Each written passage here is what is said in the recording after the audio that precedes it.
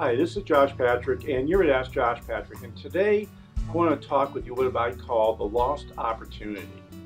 The lost opportunity really means there aren't many ways for businesses like yours, if your business employs between 25 and 200 people, to get the help you need to move your business to the next level. Most online courses are based on solopreneurs or one-person companies. There really isn't much out there for businesses like yours. And then if you look at the best-selling business books, they tend to be aimed at the Fortune 1000 companies. Good to Great was written about big companies, In Search of Excellence was written about big companies. There's not a lot of stuff that's out there written about companies of your size. So at Ask Josh Patrick, one of the things that I want to be focusing on is having programs and processes and things that you can use for your company to help you grow and take your successful business and make it personally and financially sustainable. So here are some of the things that you might need help with. How about, do you take your personal values and integrate it with your company values?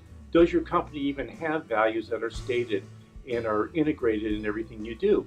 Do you have a mission statement that is short, 10 words or less, and can be answered with a yes or no? I'm going to tell you from personal experience, there are very few businesses that have done a good job of that. Big businesses, small businesses, and especially businesses with between 25 and 200 people. Do you have a sales system that supports your company? There's a ton of really good stuff on individual sales, and there's a ton of really good stuff at very large sales forces. The fact is, you probably have 1, 2, maybe 3, maybe 5 salespeople in your company, but probably not more than that. And running a sales system for a company like yours is really important to focus on the right customer and only sell to that right customer. There are two things that are going to make your business sustainable, economically sustainable. The first is to have a recurring revenue source. The second is to become operationally irrelevant in your business. And that doesn't mean you're leaving your business, it just means you get yourself out of the day-to-day.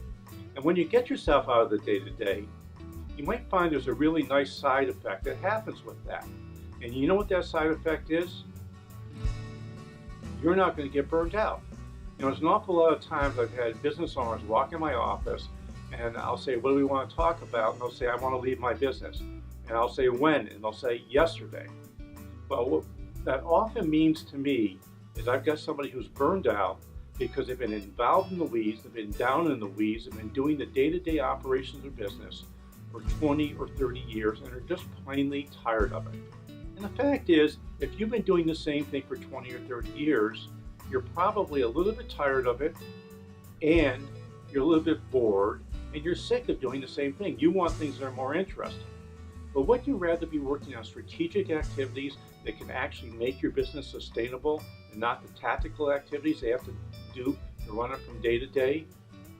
What are you doing about institutionalizing your innovation process? If you institutionalize your innovation process, you know what's going to happen? Your business gets better. And innovation isn't just about putting together new products. Innovation is also about how you run your company. So I want you to think about innovation from both inside your company and outside your company, or internal innovation and external innovation. Delegation is something people like you probably have a problem with. Most private business owners I know have a really big problem with delegation. And there's two reasons they have that problem. The first is they don't really trust their employees enough. And the second is they don't have what I call a culture of mistakes.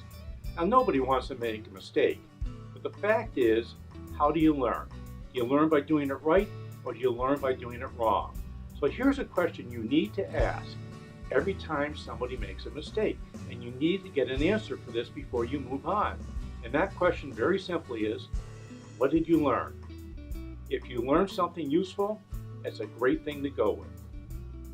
And finally, let's talk about measuring the right things. It's great to look at your profit and loss statement and maybe your balance sheet, but the problem with the profit and loss statement and the balance sheet is it's all historical information.